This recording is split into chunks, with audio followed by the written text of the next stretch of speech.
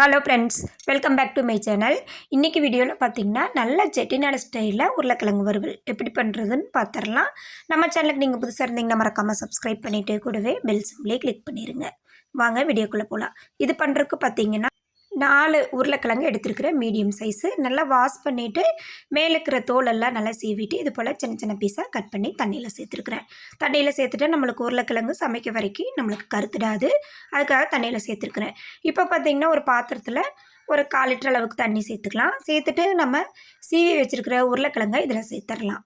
இப்போ உருளைக்கிழங்கு வேகிற அளவுக்கு ஒரு 1/4 டீஸ்பூன் உப்பு. நல்லா 10 நிமிஷத்தில் பார்த்திங்கன்னா நல்லா உருளைக்கிழங்கு வெந்துடும்.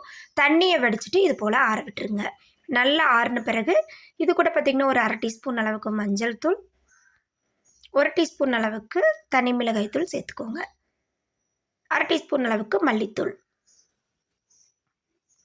பிஞ்சு போல் உப்பு. ஏன்னா நம்ம வேக வைக்கலையே உப்பு சேர்த்துட்டோம். நல்லா மசாலாவுக்கு மட்டும் உப்பு சேர்த்துக்கலாம். நல்லா கையால் இது போல் மிக்ஸ் பண்ணி விட்டுடலாம். இப்போ அடுப்பில் பார்த்திங்கன்னா கடாய் வச்சுட்டு ஒரு 4 டேபிள் ஸ்பூன் ஆயில் சேர்த்துக்கலாம். ஆயில் நல்லா ஹீட் ஆனதுமே 1/4 டீஸ்பூன் சோம்பு, 4 பல் பூண்டை இது போல் தட்டி சேர்த்துக்கலாம், ஒரு கொத்து கருவேப்பிலை. இது நல்லா பொரியட்டும். நல்ல பூண்டு கருவேப்பிலை ஆயிலில் பொரியும் போதே பார்த்திங்கன்னா நல்ல வீடு முழுக்க வாசனையாக இருக்கும். இப்போ நல்லா பொரிஞ்சிடுச்சு. நம்ம ரெடி பண்ணி வச்ச உருளைக்கிழங்கை இதில் சேர்த்துடலாம். சேர்த்துட்டு ஒரு 5 நிமிஷம் லோ ஃப்ளேமில் வச்சுட்டு நல்லா மிக்ஸ் பண்ணிவிடுங்க.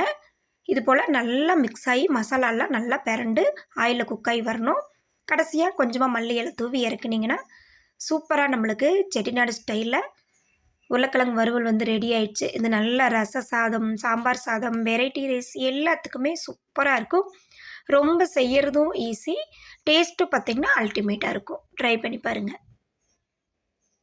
இந்த வீடியோ பிடிச்சிருந்தா சேனலை மறக்காமல் சப்ஸ்கிரைப் பண்ணிடுங்க. லைக் பண்ணுங்கள், ஷேர் பண்ணுங்கள், கமெண்ட் பண்ணுங்கள்.